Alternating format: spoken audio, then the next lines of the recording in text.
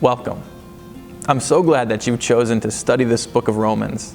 I'm confident that through this study, you're going to get to know God better, you're going to get to know yourself better, and you're going to get to discover how deeply God loves you and how that love transforms as God works in us through His Word. The book of Romans is an intriguing book. It's a little bit unique in the Scriptures. Most of the New Testament epistles are letters that the Apostle Paul wrote to a specific church in a specific time that he had planted, and he knew the people, he knew the circumstances, and so there were specific issues that he wanted to address in that church.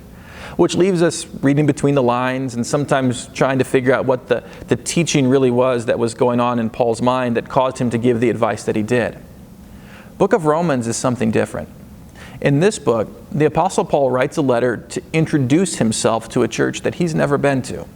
He has some acquaintances there, but there's no one there who can vouch for him, who can say, Paul is an incredible apostle and someone we really should support, which is what Paul wants. His hope is that someday he's going to get to Rome and that the church in Rome is going to send him on a mission trip to the ends of the earth in his day, which would be the region of Spain. And so Paul writes a letter to introduce himself. But Paul knows that introducing himself and giving his credentials isn't going to be enough. What the church in Rome needs, they need to know what he teaches. They need to see his heart come through in this letter. So they're going to want to serve the Lord by sending him on that missionary journey. And so he writes this letter to introduce not just himself, but to introduce everything that he teaches. And so God has preserved for us in the book of Romans a detailed sketch of what the Apostle Paul taught as he went from place to place and introduced Jesus Christ to people who had never heard that message before. My role in this study is going to be to try to play the role of when you're standing at the mall and you're looking at a complicated map and there you find the "You Are Here" sign so you know just where you stand. This is a book that's a little bit complicated. Sometimes there are some details that can be confusing. There are some challenging questions. And I'm just going to try to keep us aware of where we are in the book of Romans and in the story of God's love for His people as told throughout the Scriptures.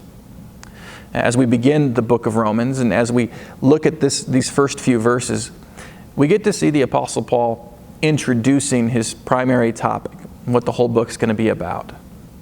And in one word, righteousness. Now, righteousness is kind of a church word. It's a word that means perfection, being everything that God created us to be, being in a right relationship with God. And from the very early days of mankind, righteousness is something that God has had, but we have not. If you're familiar with the Scriptures, you know the story, how in the beginning we fell away from God into sin. And then ever since then, we've been trying to figure out how to get back what we lost. You can think of many Old Testament heroes of faith, people who lived and pursued God and loved God, and yet again and again and again, we see them fall short of righteousness. The relentless pursuit of perfection, yet we never could quite accomplish it. That's why the book of Romans is the gospel. Gospel is a word that means good news. And Paul introduces some good news to us in this book. Here it is. The relentless pursuit of perfection is over. It's not over because we've achieved it, certainly. It's not over because God has lowered His standards and now we don't need to be righteous to live with Him forever anymore. But the relentless pursuit of perfection is over because you have righteousness through faith in Jesus Christ. That's good news. May God bless your study of His Word.